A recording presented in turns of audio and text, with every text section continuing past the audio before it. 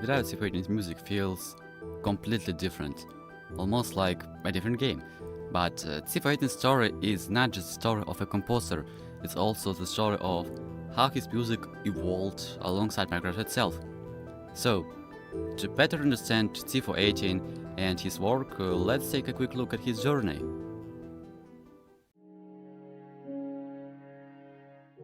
Daniel Rosenfeld was born on May 9th, 1989, in the German city of Chemnitz. Music was part of his life from an early age. One of the biggest influences was his brother, Gary Rosenfeld. I couldn't find a single photo of him, and honestly, neither will you. I mean, he was known online as C818. Gary introduced Daniel to programs like Schemes Tracker and Ableton Live, where Daniel began creating his very first pieces of music. Later, Daniel chose the name C418. In his own words, it's really cryptic and doesn't actually mean anything. Around this time, computers were becoming much more affordable. Music software and the internet were becoming accessible to almost everyone. For the first time, people could make music right from their homes, and Daniel started creating his own tracks and uploading them online. Simplest hobby, maybe. On composer Danny Baranovsky's recommendation, he began publishing his albums on Bandcamp, where he slowly built his first audience. At the same time, Daniel was also interested in game development. He joined the Teach Source community, where independent developers, programmers, artists, and musicians collaborated on small indie projects. At the age of 20, Daniel met Marcus Persson, better known as Notch, while he was developing Minecraft. Notch was looking for music that matched the atmosphere of his game, and C418's style turned out to be exactly what he needed. And this meeting was not something one in a million coincidence. Back then, TeachSource was one of the biggest communities for indie developers, so collaborations like this happened all the time. On March 3rd, 2011, C418 realized Minecraft Volume Alpha. Part of his minimalist sound came from the limitations of his equipment. Not because he was making music on a toaster. I mean, because simplicity was also an intentional artist choice. And it worked. As Minecraft exploded in popularity, millions of players heard C418's music, allowing him to turn his hobby into a full-time career. Over the following years, he continued realizing music, not only for Minecraft, but also albums like C148, 72 Minutes of Fame, and one.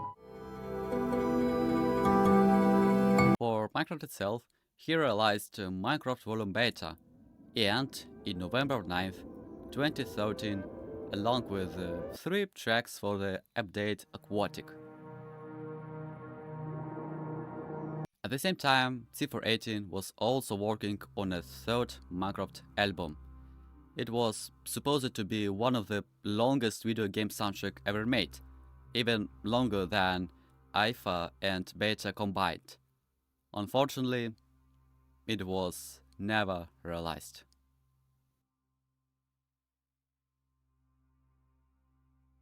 One thing I'd like to point out is that Volume Alpha and Volume Beta don't actually sound the same.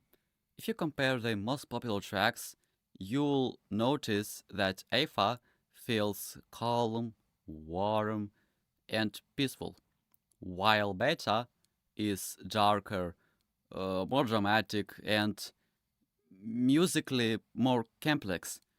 Why? Because Minecraft itself had changed. In 2010, Minecraft was a much simpler game. By 2013, it had grown into something much bigger with new dimensions, mechanics, and adventures, and C418 had better equipment, more experience, and naturally, his music evolved as well. Uh, at least that's how I see it.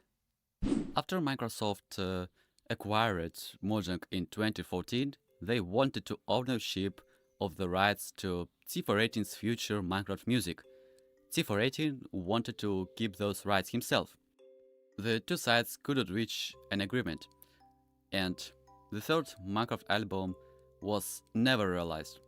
And in 2018, C418 officially stopped composing music for Minecraft. Later, the new composers like Lena Rain and Aaron Cheroff continued Minecraft's soundtrack. You might wonder why those rights matter so much. The answer is simple: independence. Keeping the rights means C418 could decide where, when, and how his music will be realized, while also remaining financially dependent. From Microsoft's perspective, owning the rights will give them complete control over the soundtrack and reduce potential legal risks. A good example is the Halo series, where composers Martin Donnell and Michael Salvatore became involved in legal disputes over payments. Cases like that might be one reason why large companies prefer to own the rights themselves. So, in the end, it's understandable why both sides stood by their positions, and they simply couldn't come to an agreement. Nice. But C418's career didn't end there. Since then, he composed music for games like Cookie Clicker, Scott Pilgrim vs. the World the game, I Was a Teenage Exocolonist, and Wonder Stop. Although he was the sole composer only for Cookie Clicker and Wonder Stop. I'd like to finish with one simple thought. One of the reasons why Minecraft became so recognizable is C418's contribution. Almost everyone who launched Minecraft for the very first time heard his music and instantly absorbed the atmosphere it created.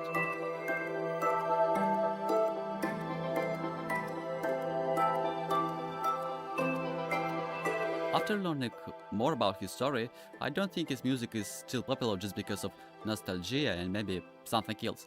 I think it's because it's genuinely unique.